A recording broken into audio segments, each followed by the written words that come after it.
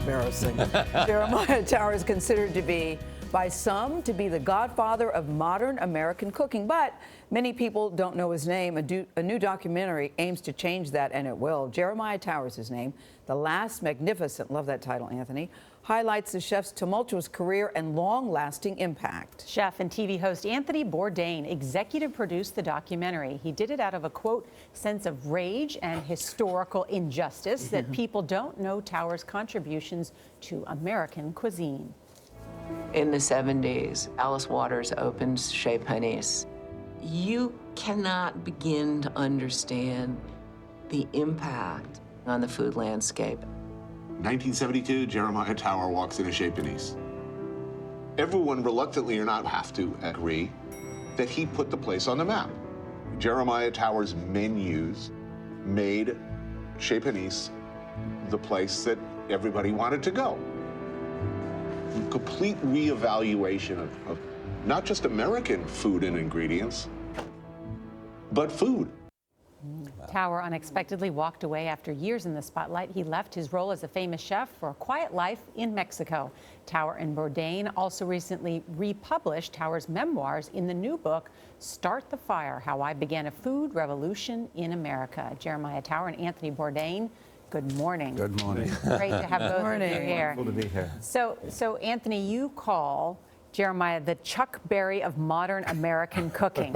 Tell us what you mean by that. He changed, everything. He was somebody with a unique voice, a unique vision, who came along and changed not just the way we eat, the way we looked at American ingredients and American sourcing, and the role of the chef in the dining scene.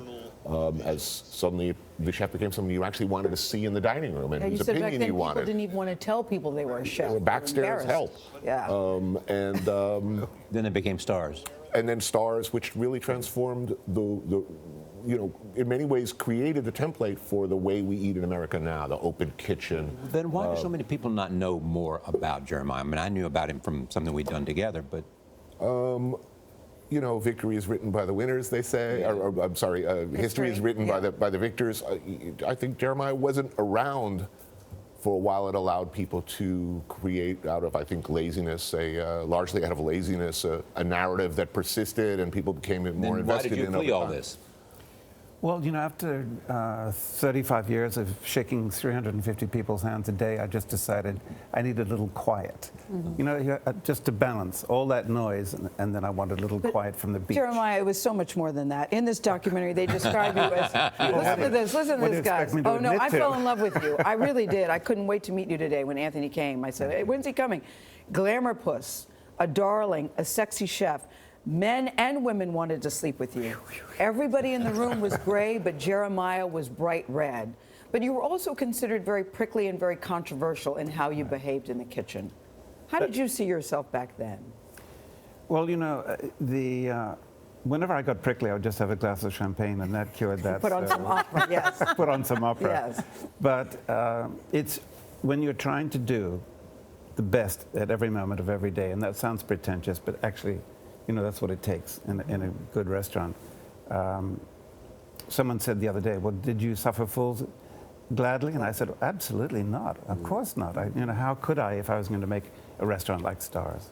But when you went to Chez Panisse, because you literally walked in off the street, right? And there's some controversy as to who really created the California cuisine. Was it you or Alice Waters? And people were saying, give Alice her due, and they're saying, Jeremiah, shut up. But you said, look, I created that menu. I created that food. Well, one of the conditions I said to accept doing this documentary, I said we have to go the high road with Alice.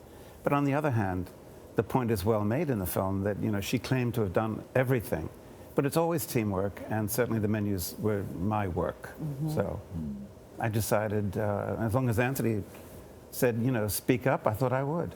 So why are you back now? Yeah. Why am I back? Mm-hmm. Well, in order to meet all of you. No. Do you want to be back in the kitchen? No. No. I mean, unless didn't hesitate. Really no? Because everybody wants to be able to do what made them who they are. Yes. Right. And what if it was on the Amalfi Coast, or a little beach bar in Phuket? True. or just came back from Seville, and I thought, well, okay, I found a location there, and I thought, this is very possible. But you came back to do Tavern on the Green.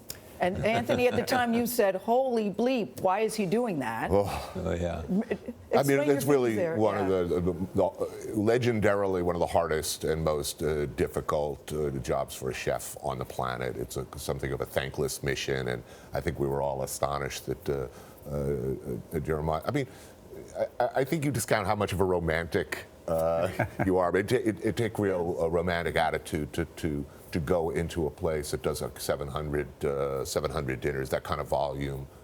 That's tough. But you That's a thought you big could turn challenge. it around. Yeah, and then you left. I mean, but Right. how are you connected to him? What's the direct line that I connects read you to him? Jeremiah's memoir, originally titled California Dish, and was very moved by it and outraged by what I saw as a sort of injustice of the received history of California and a new American cooking.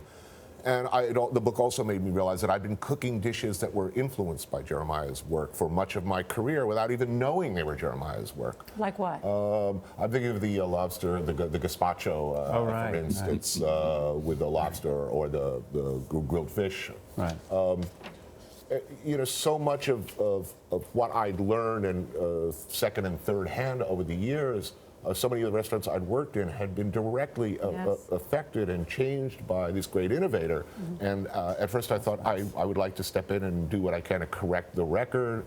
That was the original impetus for the film. You did that. But it's also, I think it's a great character story about what it takes to be a great chef and the potential perils and costs of demanding Celebrity. excellence. A celebrity. This is a guy who reads menus like books. I mean, you could see a story just in a menu. Right. You could do that. Right, and I was always fascinated by menus because when I was 5 years old, we were in Sydney at a restaurant called Prunier, and I was allowed to go out with my parents. It was dark and I'd fall asleep at the table. But I learned my game was to be able to read the French menu. I wish you Your, would get back your in the game was kitchen. being great with food. Get back in the kitchen, Jeremiah. Well done. Get back in Well the done. kitchen. Thank you. And Chuck Berry never gave up. And That's right, Charlie. That's Lydia Tenalia's motto, never give up. That's, We should listen to Lydia. yeah. Jeremiah Tower, The Last Magnificent, is in theaters Friday. You can hear more of our CBS